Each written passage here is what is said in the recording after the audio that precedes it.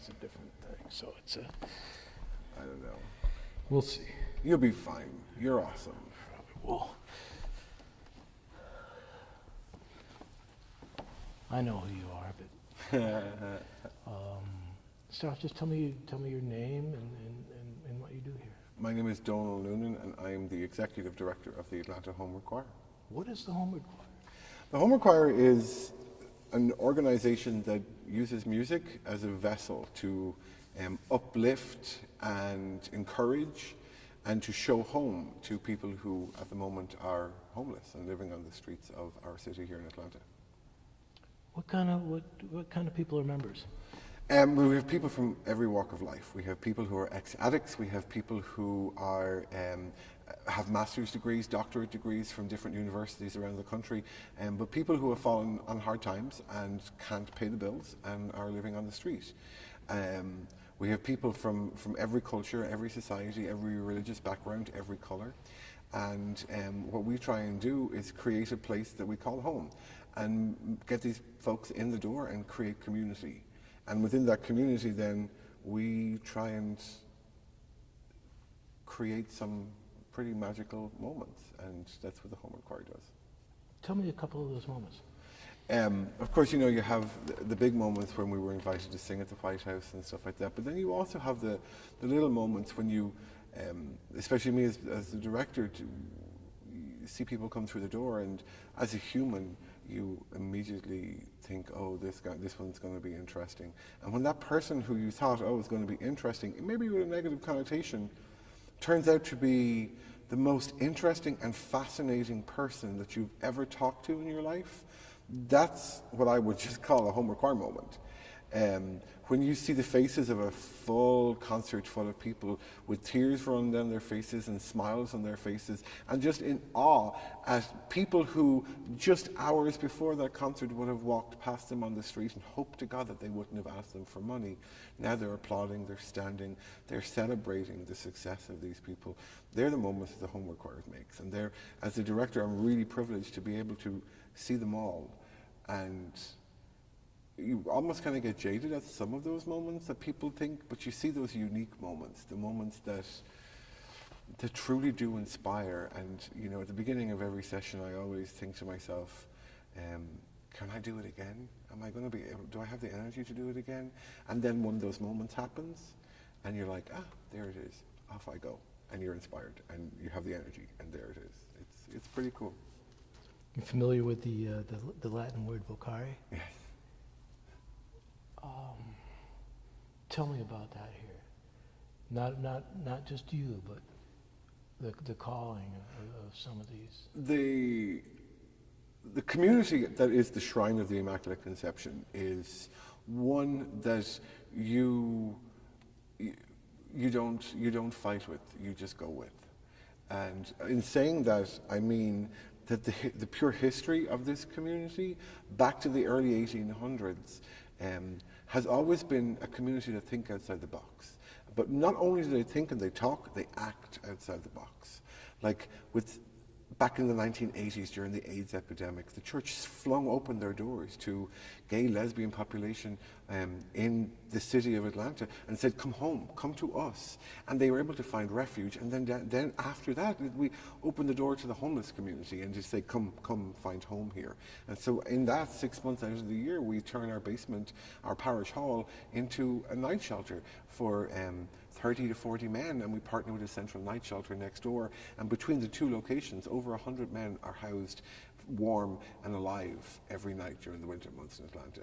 That's the vocation of the Catholic Shrine. We live the gospel message. And from the shrine and from their ethos, the Homeward Choir was born. And we were able to take music and all the merits that music carries and transform people's lives, not in an obnoxious way, but in a way that gently nudges people towards their full potential.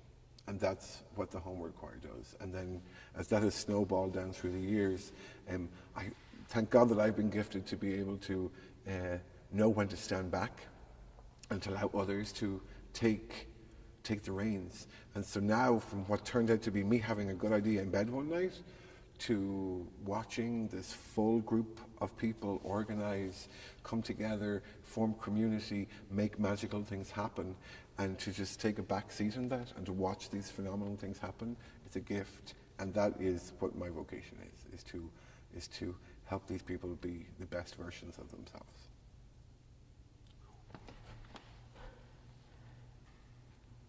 Catherine touched on it a little bit, but it's not only the people in the church, it's not only the members of the choir, it's not only you, but how has the community changed or benefited from?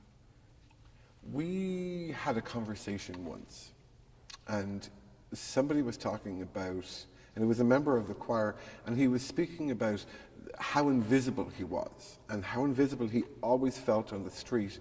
And he spoke about one of the performances, and in speaking about it, he said somebody just slapped a face on him, and all of a sudden he wasn't invisible anymore. And so from that grew the term, putting a face to the faceless, and making people see that homelessness is a now. It's not a forever. It's where people are now, and that's where the name Homeward came from. When we initially started the choir, I wanted to call it the Atlanta Homeless Choir, because I was on the outside. I was not homeless. I was housed, and I hadn't experienced it. I was, all enthusiastic about changing the world. Little did I know that, you can't, but you'll die trying. We decided that we wouldn't call it the Homeless Choir. We would call it the Homeward Choir, because today, in the digital age that we live in, you have one news article, you have one story that's published online. It doesn't go away in the bottom of a cat litter box or the bottom of a bird tray. It lives forever digitally somewhere on a hard drive. And so what the members of the choir wanted to put forward was that homeless is now, but homeward is where we're going. And that by the time in 10, 15 years somebody reads the stories about the work of the Atlanta Homeward Choir, they want them to know that the members of this choir are at home now, and that's why we do. Now, we don't catch everyone. And that's been the hardest thing, I think, for me in my work with the Homeward Choir, was to accept that you can't help everyone, and that there are some people who aren't at the point where they can go home yet. And that's, as a Christian and as a person with a little bit of faith, it's the most challenging. And you turn to God and you say, why? Like, why can't they just get on board? And there's more to their story. And so you just have to know that what you can do is what you can do, and then you keep it moving. That's the hardest part. And it almost sounds like your heart is turning to stone, but you have to be able to differentiate between who's ready and who's not, and lovingly and gently welcome them whenever that they are. Now, a lot of people who may be viewing this would say, what can I do? Some people, let me think that again. People have contacted me about starting choirs in other cities around the country, and they've had a million questions, and my only response to them, I remember one particular conversation was, do it. Just do it. Stop thinking about it, do it. You can't go wrong. If somebody has nothing, if you give them the smallest little thing, that's something more than they had 10 minutes ago. So just do it. So whether that work is to roll up your sleeves and actually get down and dirty and be a part of something like feeding the hungry, being a part of our group in the Homeward Choir, being a part of our group in the Homeward Choir, or writing a check to support those of us who work day in and day out with the homeless. You can be a part of it. And we can't do it. The bigger this organization gets, the more I realize that we need the help and resources of so many more people than just us here. And with people's generosity and help, we will be able to spread our reach and help more people and send more people home. What am I forgetting? Is Ellen gone? Oh, she's there. What do you think? What would you say to people?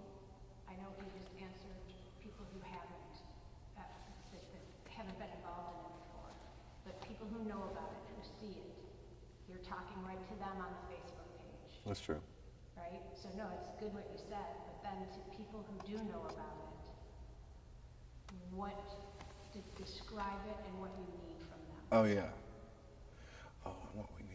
Okay.